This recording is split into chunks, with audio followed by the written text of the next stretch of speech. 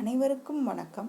நம்ம இந்த வீடியோவில் என்ன பார்க்க போகிறோன்னா, டிஎன்பிஎஸ்சி ப்ரீவியஸ் இயர் கொஸ்டினில் ஐஎன்எம் சார்ந்து தென்னிந்தியா வரலாறுகள் அப்படிங்கிறதுல பல்லவர்கள் சம்மந்தமாக என்னென்ன கொஸ்டின் கேட்டிருக்காங்க, அது நம்ம ஸ்கூல் புக்கில் எங்கெங்கே கவர் ஆகுது அப்படிங்கிற ஃபுல் டீட்டெயில் தான்ப்பா நம்ம இந்த வீடியோவில் பார்க்க போகிறோம். ஏற்கனவே உங்களுக்கு டிஎன்பிஎஸ்சி ப்ரீவியஸ் இயர் கொஸ்டின் என்னென்ன கேட்டிருக்காங்க, அது ஸ்கூல் புக்கில் எங்கெங்கே கவர் ஆகுது அப்படின்னு நம்ம ஹிஸ்ட்ரி, பாலிட்டி, எக்கனாமிக் எல்லாத்துக்குமே வீடியோ கொடுத்துருக்கோம். நம்ம பிளேலிஸ்ட்டில் இருக்குது, வேணுங்கிறவங்க நீங்கள் பார்த்து யூஸ் பண்ணிக்கோங்க. இப்போ இந்த வீடியோவில் தென்னிந்திய வரலாறுகளில் பல்லவர்கள் பற்றி என்னென்ன கொஸ்டின் இருக்குது அப்படிங்கிறத பார்க்கலாம். வாங்க வீடியோக்குள்ளே போகலாம். ஃபஸ்ட்டு இந்த பல்லவர்கள் நமக்கு ஸ்கூல் புக்கில் எங்கெங்கே கவர் ஆகுது அப்படின்னு பாருங்கள். 6th புக்கில் தென்னிந்திய அரசுகள் அப்படிங்கிற லெசனில் கவர் ஆகுதுப்பா. 7th புக்கில் தமிழ்நாட்டில் கலையும் கட்டடக்கலையும் அப்படிங்கிற லெசனில் கவர் ஆகுது. 11th புக்கில் பார்த்தீங்கன்னா தென்னிந்திய சமுதாய உருவாக்கம், தென்னிந்தியாவில் பண்பாட்டு வளர்ச்சி, பிற்கால சோழர்கள் பாண்டியர்கள் அப்படிங்கிற லெசனில் கவர் ஆகுதுப்பா. 12th எத்திக்ஸில் இந்திய பண்பாட்டிற்கு பேரரசர்களின் கொடை அப்படிங்கிற லெசனில் கவர் ஆகுது. இந்த இந்திய பண்பாட்டின் பேரரசரின் கொடை எத்திக்ஸ் புக்கில் இந்த லெசனை நீங்கள் கன்ஃபார்மாக ஒரு தடவை நீங்கள் ரீட் பண்ணிருங்கப்பா. இந்த லெசனில் உங்களுக்கு எல்லா அரசர்களையும் பற்றியுமே டீட்டெயிலாக கொடுத்துருப்பாங்க. அதுவும் ஷார்ட் நோட்ஸ் மாதிரி இருக்கும். அது படிக்கிறதுக்கு உங்களுக்கு ரொம்ப எளிமையாக இருக்கும். அந்த ஒரு லெசனை படித்தாலே நீங்கள் முகலாயர்கள் படிச்சிடலாம், பல்லவர் தென்னிந்திய அரசுகள் படிச்சிடலாம், சாளுக்கியர்கள், ராஷ்டிரகூடர்கள் எல்லாமே அந்த ஒரு லெசனில் கவர் ஆயிரும். அந்த லெசனை ஒரு தடவை நீங்கள் வாசிச்சிருங்க. இப்போ பல்லவர்கள் பற்றி என்னென்ன கொஸ்டின் ப்ரீவியஸ் இயரில் கேட்டாங்கன்னு பார்க்கலாம். வாங்க வீடியோக்குள்ளே போகலாம். ஃபஸ்ட்டு கொஸ்டின் பாருங்கள், பொருந்தாததை தேர்ந்தெடுக்கவும் அப்படின்னு சொல்லியிருக்காங்க. இவங்க சாளுக்கிய வம்சத்தை கொடுத்துட்டு அதில் பொருந்தாதது யார் அப்படின்னு சொல்லி கேட்குறாங்க. அதில் பாருங்கள், பதாமி சாளுக்கியர், வெங்கி சாளுக்கியர், கல்யாணி சாளுக்கியர் அப்படின்னு சொல்கிறாங்க. இந்த 3 சாளுக்கிய வம்சம் தான்ப்பா சாளுக்கிய வம்சர்களில் இருக்கும். நந்தி சாளுக்கியர் அப்படிங்கிறவங்க சாளுக்கிய வம்சத்தில் இருந்திருக்க மாட்டாங்க. இதில் புக் ப்ரூஃப் பாருங்கள். இந்த சாளுக்கியர் அப்படிங்கிறவங்க யார் அப்படின்னு பார்த்தீங்கன்னா, தென்னிந்தியாவின் மத்தியிலும் மேற்கிலும் மராத்திய நாட்டை உள்ளடக்கிய பெரும் பகுதியை ஆட்சி செஞ்சு வந்தவங்க தான் இந்த சாளுக்கியர் அப்படிங்கிறவங்க. அவங்களோட தலைநகரம் எது அப்படின்னு பார்த்தீங்கன்னா வாதாபி. இவங்க 3 சுதந்திர அரச மரபுகளாக தான் இவங்க இருந்தாங்க. அவங்க யாராருன்னு பார்த்தீங்கன்னா வாதாபி சாளுக்கியர், வெங்கி சாளுக்கியர், கல்யாணி சாளுக்கியர். இவங்க தான் அந்த 3 சுதந்திர அரச மரபு. அதில் வெங்கி சாளுக்கியரை கீழே சாளுக்கியர் அப்படின்னு சொல்லுவாங்க. கல்யாணி சாளுக்கியரை மேலை சாளுக்கியர் அப்படின்னு சொல்லுவாங்க. இந்த வெங்கி சாளுக்கியர்கள் தஞ்சாவூரை ஆட்சி செஞ்சுருப்பாங்க. சரிங்களா? நெக்ஸ்ட் கொஸ்டின் பாருங்கள், ராஷ்டிரகூட அரசர்களில் தலை சிறந்தவர் யார் அப்படின்னு கேட்குறாங்க. ராஷ்டிரகூட அரசர்களில் தலை சிறந்தவங்க யாருன்னு பார்த்தீங்கன்னா முதலாம் அமோகவர்ஷன். அவங்க தான் தலை சிறந்த அரசர்கள். இந்த கவிராஜ மார்க்கம் அப்படிங்கிற நூலை இந்த முதலாம் அமோகவர்ஷன் அவங்க தான் எழுதியிருப்பாங்க கன்னட மொழியில். ராஷ்டிரகூடர்களில் தலை சிறந்தவங்க யாருன்னு பார்த்தீங்கன்னா அமோகவர்ஷன். இவங்க மானிய கோட்டாவில் புதிய தலைநகரை இவங்க உருவாக்கியிருப்பாங்க. இவங்களோட துறைமுகம் என்னன்னு பார்த்தீங்கன்னா புரோச் அப்படிங்கிற இடம் தான் அவங்களோட துறைமுகமாக இருந்திருக்கும். இவங்க ஜீனசேனர் அப்படிங்கிறவங்களால சமண துறவியால் சமணத்தை தழுவியிருப்பாங்க. இவங்களோட பையன் யாருன்னு பார்த்தீங்கன்னா 2ஆம் கிருஷ்ணர். அவங்க பொது ஆண்டு 916 பராந்தக சோழனால வல்லம் அப்படிங்கிற போர்க்களத்தில் அவங்க தோற்கடிச்சிருப்பாங்க. இந்த வல்லம் அப்படிங்கிற போர் நீங்கள் கவனமாக பார்த்துக்கங்கப்பா. இந்த கொஸ்டினில் வச்சுருவாங்க. திருவல்லம் போர் யாருக்கு இடையில நடைபெற்றது அப்படின்னு சொல்லி கேட்டுருவாங்க. இயர்ஸும் கேட்டுருவாங்க. இதை ரெண்டையுமே நீங்கள் கவனமாக பார்த்துக்கோங்க. நெக்ஸ்ட் பாருங்கள், இவற்றில் எது இந்திய கட்டடக்கலையின் தொட்டில் என வர்ணிக்கப்படுகிறது அப்படின்னு கேட்குறாங்க. இந்திய கட்டடக்கலையின் தொட்டில் அப்படின்னு வர்ணிக்கப்படுற இடம் எதுன்னு பார்த்தீங்கன்னா ஐஹோல் அப்படிங்கிற இடம் தான் இந்திய கட்டடக்கலையின் தொட்டில் அப்படின்னு சொல்லி வர்ணிச்சிருப்பாங்க. நெக்ஸ்ட் கொஸ்டின் பாருங்க, சரியான இணையை தேர்ந்தெடுக்க சொல்லியிருக்காங்க. இதில் பட்டாடக்கல் அப்படிங்கிறது யாருன்னு பார்த்தீங்கன்னா வாதாபி சாளுக்கியர். அவங்க தான் அந்த கோயிலை கட்டியிருப்பாங்க. எலிபண்டா குகைகள் யாருன்னு பார்த்தீங்கன்னா அசோகர்னு கொடுத்துருக்காங்கப்பா. அது தப்புப்பா. அது ராஷ்டிரகூடர்கள் தான் அந்த கோயிலை கட்டியிருப்பாங்க. எல்லோரா குகைகள் ராஷ்டிரகூடர்கள் கரெக்டு. மாமல்லபுரம் அப்படிங்கிறது முதலாம் நரசிம்மவர்மன் அப்படிங்கிறது கரெக்டு தான். இதில் ஸ்கூல் புக் பாருங்க. ராஷ்டிரகூடர்களின் கலைப்பாணி அப்படிங்கிற கடையில் தான் எல்லோராவும் வரும், எலிபண்டா கோயில் வரும். அப்போ இந்த எல்லோரா எலிபண்டா ரெண்டுமே யாரோட கலைப்பாணின்னு பார்த்தீங்கன்னா ராஷ்டிரகூடர்கள் தான். இப்போ இந்த எல்லோரா கோயில் எங்கே இருக்குது அப்படின்னு பார்த்தீங்கன்னா மகாராஷ்டிரா மாநிலத்தில் தான் இருக்குது. இந்த கோயிலை கட்டுனது யாருன்னு பார்த்தீங்கன்னா முதலாம் கிருஷ்ணர் அவங்க தான் வந்து அவங்க காலத்தில் பாறையை குடஞ்சு வந்து உருவாக்கப்பட்டது தான் இந்த எல்லோரா கோயில். இந்த எலிபண்டா குகை வந்து எங்கே இருக்குது அப்படின்னு பார்த்தீங்கன்னா, அரபிக்கடலில் மும்பையிலிருந்து ஒரு 10 கிலோமீட்டர் தூரத்தில் வந்து தீவா அமைஞ்சிருக்க இடம் தான் வந்து இந்த எலிபண்டா குகை. இந்த எலிபண்டா அப்படின்னு பேர் யார் வச்சாங்கன்னா போர்த்துகீசியர்கள் தான் வச்சாங்க. அவங்க வந்து இந்த தீவுக்கு வந்து எலிபண்டா அப்படின்னு பேரிட்டாங்கன்னு சொல்கிறாங்க. எதனால் அவங்க எலிபண்டா அப்படின்னு சொன்னாங்கன்னா, பெரிய யானையின் சிற்பம் மாதிரி அந்த இடம் பார்க்குறதுக்கு இருக்கிறதுனால அதை எலிபண்டா அப்படின்னு சொல்கிறாங்க. இதனோட பழைய பேர் என்னன்னு பார்த்தீங்கன்னா காரபுரி அப்படிங்கிற பேர் தான் இதுக்கு பழைய பேராக வந்து இருந்துச்சுன்னு சொல்கிறாங்க. நெக்ஸ்ட் பாருங்க, பட்டாடக்கல் அப்படிங்கிற கோயிலை வந்து யார் காலத்தில் கட்டுனதுன்னு பார்த்தீங்கன்னா சாளுக்கியர் காலத்தில் தான் இந்த பட்டாடக்கல் அப்படிங்கிற கோயிலை வந்து கட்டியிருப்பாங்க. இந்த கோயில் வந்து அந்த பட்டாடக்கல் அப்படிங்கிற இடத்துல வந்து 10 கோயில்கள் வந்து கட்டியிருக்காங்கங்கிறாங்க. அந்த 10 கோயிலில் 6 கோயில் வந்து திராவிட கலைப்பாணிலையும் 4 கோயில்கள் வந்து வட இந்திய கலைப்பாணிலையும் வந்து கட்டப்பட்டது அப்படின்னு சொல்கிறாங்க. சரிங்களா? நெக்ஸ்ட் கொஸ்டின் வாங்க பார்க்கலாம். பொறுத்துக சொல்லியிருக்காங்கப்பா. சிம்ம விஷ்ணு அப்படிங்கிறவங்க யாரு அப்படின்னு பார்த்தீங்கன்னா பல்லவ ஆட்சி செஞ்சவங்க தான் இந்த சிம்ம விஷ்ணு. அவங்க ஜெயசிம்மன் அவங்க யாருன்னு பார்த்தீங்கன்னா சாளுக்கிய அரசர் தான் இந்த ஜெயசிம்மன். ஆதித்யா 1 யாருன்னு பார்த்தீங்கன்னா சோழ அரசர் தான் இந்த ஆதித்யா 1. சதர்கர்ணி அவங்க யாரு அப்படின்னு பார்த்தீங்கன்னா சாத்தவாகனார் அவங்க தான் வந்து சதர்கர்ணி அப்படின்னு சொல்லி அழைக்கிறாங்க. நெக்ஸ்ட் கொஸ்டின் பாருங்க, சிம்ம விஷ்ணுவின் மகன் யார் அப்படின்னு கேட்குறாங்க. இந்த சிம்ம விஷ்ணுவின் மகன் யார் அப்படின்னு பார்த்தீங்கன்னா முதலாம் மகேந்திரவர்மன் தான் சிம்ம விஷ்ணுவின் மகன். இந்த சிம்ம விஷ்ணு அப்படிங்கிறவங்க தான் பல்லவ ஆட்சியை வந்து நிறுவியிருப்பாங்க. நெக்ஸ்ட் பாருங்க, சிம்ம விஷ்ணுவை தொடர்ந்து அவரது மகன் வந்து முதலாம் மகேந்திரவர்மன் அவங்க தான் வந்து அரியணை ஏறி இருப்பாங்க அப்படிங்கிறாங்க. இவங்க வந்து ஃபர்ஸ்ட் வந்து சமண மதத்தை தான் பின்பற்றிருப்பாங்க. இவங்களை சமண மதத்திலிருந்து சைவரா வந்து யார் மாத்திருப்பாங்க அப்படின்னு பார்த்தீங்கன்னா அப்பர் தான் இவங்களை சைவரா வந்து மாத்திருப்பாங்க. கலைகளை ஆதரித்து மகேந்திரவர்மனுக்கு வந்து இவர் வந்து ஒரு கவிஞனாகவும் இசை வித்தகரமாக வந்து இருந்திருப்பாங்க. இவங்க எழுதின நூல் தான் வந்து மத்த விலாச பிரகடனம் அப்படிங்கிற நூலை வந்து இவங்க எழுதியிருப்பாங்க. சரிங்களா?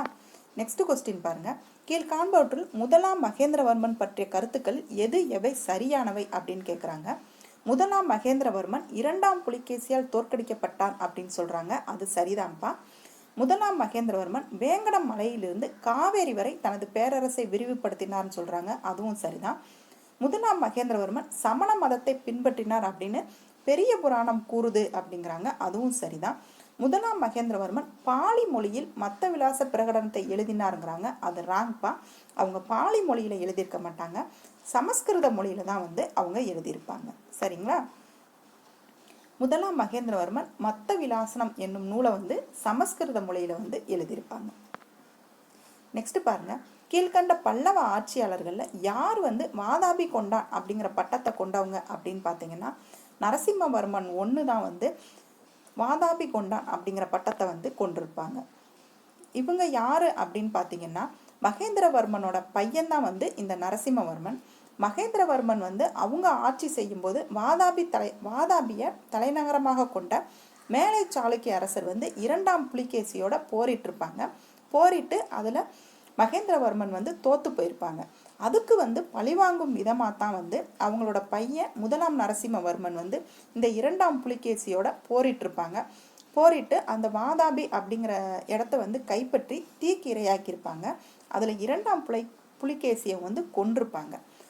அடுத்த அரசர்களோட பட்டங்கள் எல்லாம் பாருங்க. சிம்ம விஷ்ணு அவங்களுடைய பட்டம் என்னன்னு பார்த்தீங்கன்னா அவனி சிம்மர். முதலாம் மகேந்திரவர்மனுடைய பட்டங்கள் என்னன்னு பார்த்தீங்கன்னா சங்கீரண ஜதி, மத்த விலாசன், குணபாரன், சித்திரக்கார புலி, விசித்திர சித்தன். இது எல்லாமே முதலாம் மகேந்திரவர்மனுடைய பட்டப்பெயர்கள். முதலாம் நரசிம்மவர்மனுக்கு என்ன பேருன்னு பார்த்தீங்கன்னா மாமல்லன், வாதாபி கொண்டான். இந்த பெயர்கள்லாம் வந்து முதலாம் நரசிம்மனுடையது. சரிங்களா? நெக்ஸ்ட் பாருங்க, யுவான் சுவாங் அப்படிங்கிறவங்க யாருடைய ஆட்சி காலத்தில் காஞ்சிபுரத்திற்கு வருகை புரிந்தார் அப்படின்னு பார்த்தீங்கன்னா முதலாம் நரசிம்மவர்மன் அவங்க ஆட்சி காலத்துல தான் இவங்க யுவான் சுவாங் வந்து காஞ்சிபுரத்துக்கு வந்து வந்திருப்பாங்க.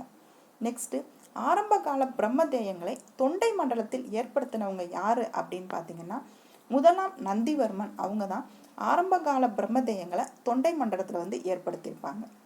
இந்த தொண்டை மண்டலம் பகுதி என்னன்னு பார்த்தீங்கன்னா காஞ்சிபுரத்தை தான்ப்பா இந்த தொண்டை மண்டலம் அப்படின்னு சொல்லி சொல்லுவாங்க. இந்த பிரம்மதேய நிலங்கள் என்ன அப்படின்னு பார்த்தீங்கன்னா 4 வேதங்களையும் கற்று தெரிந்த அந்தணர்களுக்கு வந்து அரசன் வந்து கொடையாக வழங்கும் இடம்தான் வந்து இந்த பிரம்மதேயம் அப்படின்னு சொல்றாங்க. இந்த நிலங்களை வந்து இறையிலி நிலங்களாக வந்து அரசர்கள் வந்து அந்த அந்தணர்களுக்கு கொடுத்தாங்க அப்படிங்கிறாங்க. இறையிலி அப்படின்னா என்னன்னு கேட்டிங்கன்னா இது வந்து வரி செலுத்துவதிலிருந்து விலக்கு அளிக்கப்பட்ட நிலம் அப்படின்னு சொல்றாங்க. நெக்ஸ்ட் பாருங்க, பல்லவ மன்னனின் கொடியில் இருந்த சின்னம் எது அப்படின்னு கேட்குறாங்க. அதாவது பல்லவ மன்னன் கொடியில இருந்த சின்னம் எதுன்னு பார்த்தீங்கன்னா சிங்கம் தான் பல்லவ மன்னன் கொடியில இருந்துச்சு. நெக்ஸ்ட் பாருங்க, கீழ்கண்டவற்றுள் ஒன்று பல்லவரது கிராம நிர்வாகத்தை கூறும் கல்வெட்டு ஆகும் அப்படின்னு சொல்றாங்க. பல்லவரோட கிராம நிர்வாகத்தை கூறும் கல்வெட்டு எதுன்னு பார்த்தீங்கன்னா திருச்சிராப்பள்ளி கல்வெட்டு. இந்த மானூர் கல்வெட்டு, இந்த கழுகுமலை கல்வெட்டு இது எல்லாமே பாண்டியர் காலத்துல வந்து அமைச்சிருப்பாங்கப்பா. இப்ப பல்லவர்கள் காலத்துலன்னு பார்த்தீங்கன்னா இந்த திருச்சிராப்பள்ளி கல்வெட்டு தான். நெக்ஸ்ட் பாருங்க, தசகுமார சரிதம் அப்படிங்கிற நூலின் ஆசிரியர் யாரு அப்படின்னு பார்த்தீங்கன்னா தண்டின். அவங்க தான் தசகுமார சரிதம் அப்படிங்கிற நூலோட ஆசிரியர். இவங்க வந்து சமஸ்கிருதத்துல தான் இந்த தசகுமார சரிதத்தை வந்து எழுதியிருப்பாங்க. தென்னிந்தியாவில் சமஸ்கிருதத்தில் எழுதப்பட்ட 2 நூல்கள் வந்து எது அப்படின்னு பார்த்தீங்கன்னா பாராவி எழுதின கீரதார் ஜீனியம் அப்படிங்கிற நூலும் தண்டி எழுதின தசகுமார சரிதம் அப்படிங்கிற நூலும் தான் இதுல இருந்துச்சு அப்படிங்கிறாங்க. இதுல மிகச்சிறந்த அணி இலக்கணமாகிய காவிய தர்ஷா அப்படிங்கிற நூலை வந்து இயற்றி தண்டின் தான் பல்லவ அரசவையில சில ஆண்டுகள் வந்து அலங்கரிச்சாங்க அப்படின்னு சொல்றாங்க. அப்ப பல்லவ அரசர்கள் ஆட்சி காலத்துல அவங்க அரசவையில இருந்தவங்க யாருன்னு பார்த்தீங்கன்னா தண்டின். அவங்க தான். அவங்க வந்து அணி இலக்கணத்தை பத்தி எழுதின நூல் எதுன்னு பார்த்தீங்கன்னா காவிய தர்ஷா அப்படின்னு சொல்றாங்க. நெக்ஸ்ட் பாருங்க, பல்லவர்கள் காலத்தில் அயல்நாட்டு வணிகர்கள் வந்து டேஸ் என்று அறியப்பட்டனர் அப்படின்னு சொல்றாங்க. நானாதேசி அப்படின்னு சொல்லி தான் இந்த அயல்நாட்டு வணிகர்களை வந்து இவங்க அழைச்சிருப்பாங்க. அயல்நாட்டு வணிகர்கள் டேஸ் என்று அறியப்பட்டனர்னா நானாதேசி அப்படின்னு சொல்றாங்க. இது புக் பேக் கொஸ்டின்பா. அவங்க வணிகர்கள் தங்களுக்கென வந்து தனி குழுக்களை வந்து அமைச்சு அதுக்கும் வந்து பேர் வச்சிருக்காங்க. அது என்னன்னு பார்த்தீங்கன்னா சுதேசி, நானாதேசிகர், 500 அப்படிங்கிற பேர்லலாம் வந்து அவங்க இருந்திருக்காங்க. இதுல வெளிநாடுகளோட வணிகம் மேற்கொண்டவங்களை தான் வந்து வணிகம் மேற்கொண்ட குழுவை தான் வந்து நானாதேசி அப்படின்னு சொல்லி அழைச்சிருக்காங்க. பின்காலத்துல இந்த சுதேசி நானாதேசி ரெண்டுமே சேர்ந்து 500 அப்படின்னு சொல்லி அவங்க மாறி இருக்கும்.